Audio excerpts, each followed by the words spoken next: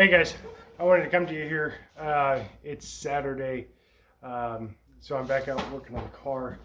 Over the last week, I finished running the brake line, got both lines done in the back. I got my pumper out, and I ended up bleeding them all today. It took a little bit to get fluid through the fresh line and make sure all the air was out, but I think we're pretty good. Pedal feels solid, so I went ahead and moved on to the exhaust. The exhaust kit that I got was the Summit, or excuse me, not the Summit. It was not the Summit. It was the Jegs house brand aluminized steel exhaust kit for, I think they say 67 to 75 or whatever Camaros, and then 68 to 74 Novas. That whole line of vehicles, the GM X bodies and all those. To go along with those, I got a set of MagnaFlow mufflers, just a standard MagnaFlow stainless steels, offset and a center out. A lot of people complain about these. They give them a bad rep for like they hang down low, and I had to make a bunch of modifications to them. I wanted to take you under the car, and I haven't been messing around with this thing for very long, probably about an hour, just because I'm trying to get it just right. The first thing, I've had to do two things. I've only gotten the passenger side hung up and mocked up. I got to get it all clamped up and everything. But the first thing that I knew I would have to do, and it's because of the style of headers that I got Hedman headers that have the ball and socket style flange like this. This goes on a big ball on the end of the header. I like these better. There's no gasket. I haven't tried these yet. This is the first time I've tried them, but it seems like it would make a better seal. Every time I run the three flange gasket, 3-bolt gasket flange, I've always had problems with it. They've always leaked eventually. So that's what the Summit or the Jegs brand kit comes with. This is for one of those 3 flange with a gasket. This is not a ball and socket. It looked the same on the pictures, but it is different. So I knew that I would have to zip that off right about there and scab in a little piece, and then use these adapters that came with the headers. Pretty sure they came with the headers. So I knew I would have to do that. So I don't fault the exhaust at all for that as far as the kit.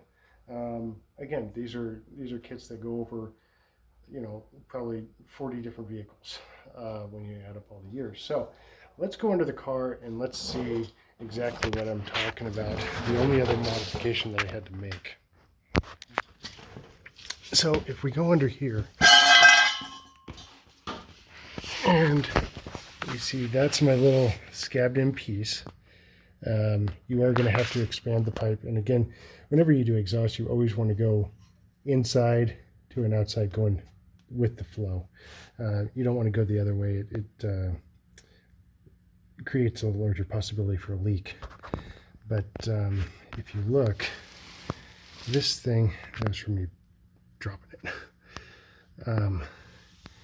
Honestly, it tucks right up where it's supposed to. I mean, I don't think you can get anything tighter than that. That's level with the rocker. You can barely see that sucker. I mean, it goes up further than where the flange is. You see the muffler there. So the only spot that I had to cut this thing was right here. This piece, this tailpipe that goes up and around, it was, I think I ended up cutting about 2.5 inches off. I cut an inch off, or excuse me, about a little under 2 inches. I cut an inch off the first time I fitted it up, and it was still really close to the axle tube. So I cut another inch off. and mocked it back up, and I'm really liking the clearance there. Let's go around to the back side. You can see how this dumps out here.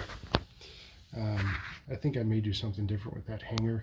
That's just a stainless steel screw that I have.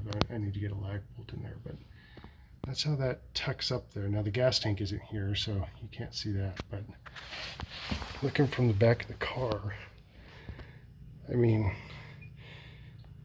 if you wanted to cut that off a couple inches and then put on, you know, like a stainless steel extension or something, but I mean, that's how that looks. I can't see why people complain about these things. I mean, this car has always been a pain in the butt, but this, I mean, no complaints. So I'm gonna get this video uploaded so that you guys have it, and hopefully this impacts your decision to whether or not to buy one of these kits. They also sell one of these kits that are stainless.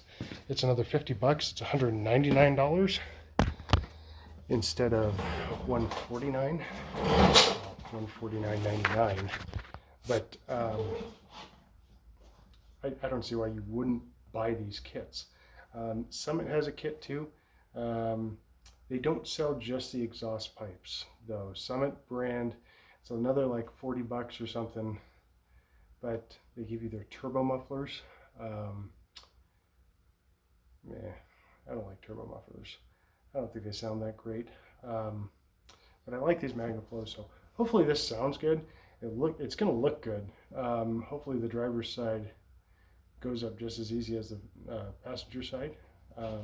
So I'm going to get this thing all clamped up and start working on the driver's side. So I'll catch you next time.